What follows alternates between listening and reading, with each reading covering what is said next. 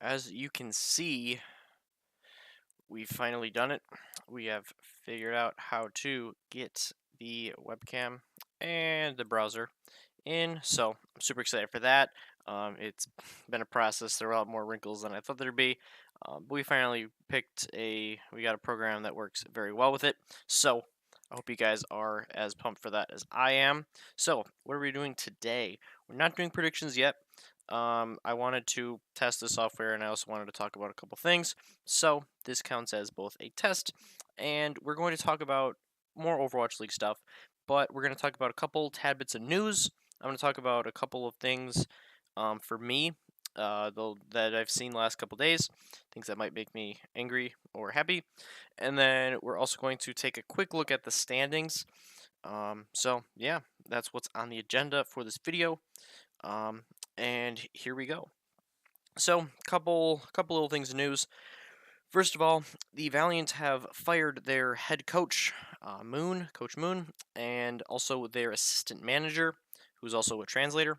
I'm sure they have more, or at least I hope they have more translators on hand. So yeah, after their own 7th stage, they have parted ways. I don't know exactly how I feel about this move. Like I understand 0-7, that's terrible, especially for the Valiant. Um, and with goats, like a lot of it does come down to the coaching and if you can get your team working together cohesively. But yeah, I mean, just looking at it, they have a lot of good players. They didn't get the job done, so I don't know. I don't think I would have made this move, at least not yet.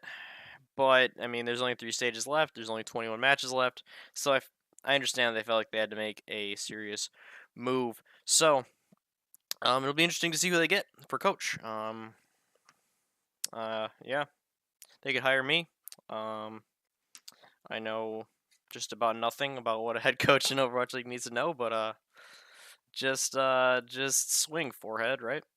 That's generally how it goes nowadays. So, all kidding aside, the Valiant have made some changes, and other than that, one thing that really really like stood out to me, a clip that some people have been looking at. I know Super did, and he was pretty upset when he was talking about it.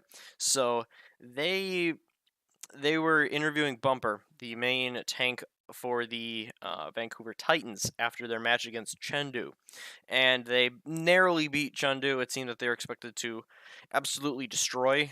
They beat them in 5 maps. It was extremely close. Chengdu went up 2-1, and then Vancouver was able to barely bring it back. But so they were interviewing Bumper after the game, and they asked him about like, okay, because him and his entire team is new to the Overwatch League this season, so they were asking him like, oh, what's been like the troubles, or has it been easier than you thought, just like adapting to Overwatch League, playing on stage through the first 4 weeks, and he talked about. He said that it was a lot easier than they expected. Like they thought it was super easy, and I don't know this. I like banter. I like trash talk. I love all that kind of stuff. But this really rubbed me the wrong way. Because they're undefeated. It's like, oh, we're 6-0. You know, they've beaten everybody they played against. They beat a Paris Eternal badly that looked like an absolute shell of themselves. They beat Chengdu barely, like I said, last match. They beat the Valiant earlier. They did get a quality win over the Shock. They barely beat the Guangzhou Charge, and then they destroyed the Shanghai Dragons when they didn't have a main tank. So I'm just sitting back here, and I like the Titans a lot. I think they're insanely good, and I'm not saying I would put them as the second best team right now. So I'm not saying that they're bad or that they're 6-0 is a fluke by any means. Don't take it like that. But that seems dangerously arrogant to me, and I think that they're going to catch an L in the playoffs, in the stage playoffs. I think they'll probably beat Guangzhou in the rematch this week, and they'll go in at 7-0. But I'm I'm just saying besides the Shock, they have not beaten like a legit top tier team. Like I would be careful saying that before you play New York. I mean, if you haven't played New York, you haven't really experienced the peak of Overwatch League. They also haven't played serious or at all the Spitfire. So I believe Bumper was also the one that came out and said like they were gonna 4-0 everybody after they demolished the Dragons. And it's like you literally you beat a team without without a main tank. Like weird flex, but okay. Was the thought that came to my mind when they said that, and obviously they haven't forward everybody. So I think that I'm at least hoping. I'm hoping like for a little bit of karma here. I think they're gonna get a rude awakening in the playoffs. So speaking of the playoffs, we're gonna look at the standings really quick and just kind of show where we're at for stage one. I will mention one more thing about Valiant. So if we look at the map differentials here, Los Angeles Valiant 0-7, they're -9. So that means essentially they've lost seven. They lost 5 of their matchups by, or you could say like 6 of them by 1, and then 1 of them by 3. But essentially, people calling them Shanghai, I think, are out of their minds. They're nothing like the Shanghai was last year. If you watched Shanghai, they it was different tiers of teams. Like for the first couple stages before they made all their roster moves, it was surprising if they didn't get 0 forward. Like surprising. You expected them to get 0 forward every single map, every single match, even against like Dallas and Florida, who were really bad in the beginning, and like Shock. So they have lost all 7 of their matches, but they have played 6 very good teams, and also, well, 5 very good teams. The Spark were pretty good, and then they played Houston, who's average if you're being generous. I would call them below average. But I mean, come on. It's a bad look. They finished second last year, but they're not Shanghai. They will win matches. They have way more talent than Shanghai had, especially at the beginning of the year. They have way more experience. They've played a bunch of their matches close. I mean, look at Washington. They're 0-5, -11. They're already worse off than the Valiant. So by the end of this, Washington will be 20. They'll be 0-7. They'll probably be at -16 or 17. -15 at best, I would say, probably. But they are playing Paris, and Paris looks like garbage. So we'll see. But all I'm saying with the Valiant is I think everyone needs to pump the brakes. I noticed this a lot, especially first stage. A lot of people are like freaking out, like absolutely freaking out about one match or 2 matches. Like the closest with the Gladiators when they were 1-4, I was very close to panicking. Like I was like, holy crap! It's very possible that they might not make the playoffs if they don't start looking better. But that was after 5 games, and even then, I was like, I'm still holding out hope. They've still played people close, and since then, they've obviously bounced back in a huge way. So I feel good about Gladiators right now, even though they will not be making the stage playoffs. I think that, especially for veteran teams, the stage playoffs don't mean a whole lot. Obviously, you'd like to go, but especially in the first stage with the Gladiators incorporating a couple of new players, I think that some teams like Spitfire is another one that comes off the top of my head that it's like, yeah, they would like to make the stage playoffs. Obviously, they would like to win all their matches, but if they don't, it's not that big of a deal. Like I'm sure, like Dallas and Atlanta and probably San Fran because they haven't made one are like super happy and like super excited about stage playoffs, but in the long run, they don't mean so much.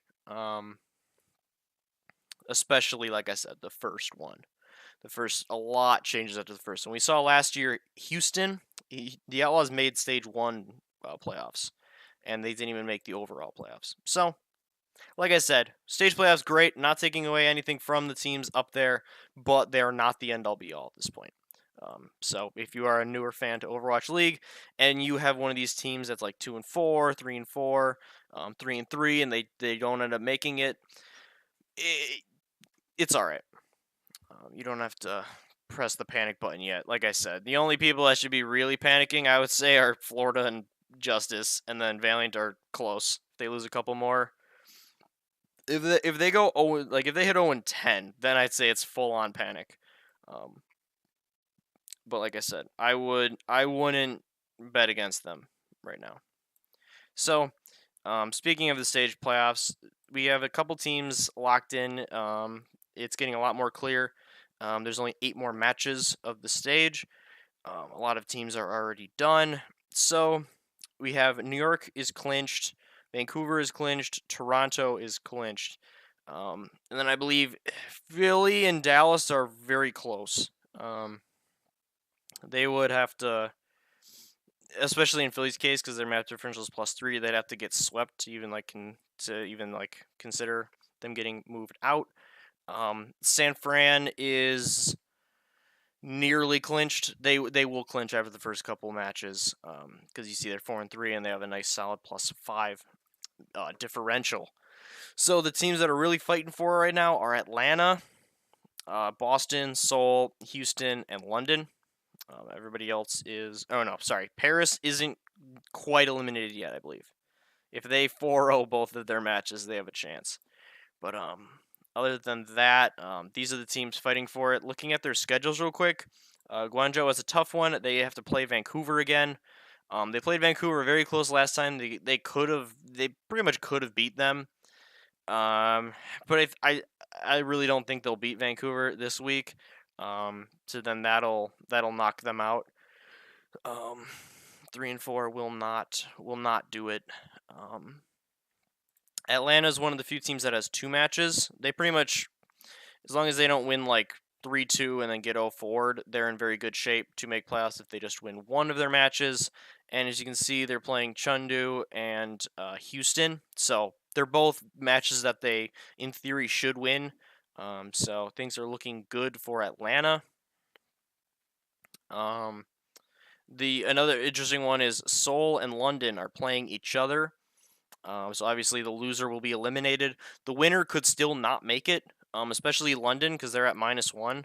So like if they win say they win at 2-1 over Seoul, London could very, very well not make it, not make the playoffs. They would essentially need Guangzhou, Houston, and Uprising to lose, to sneak in at number 8.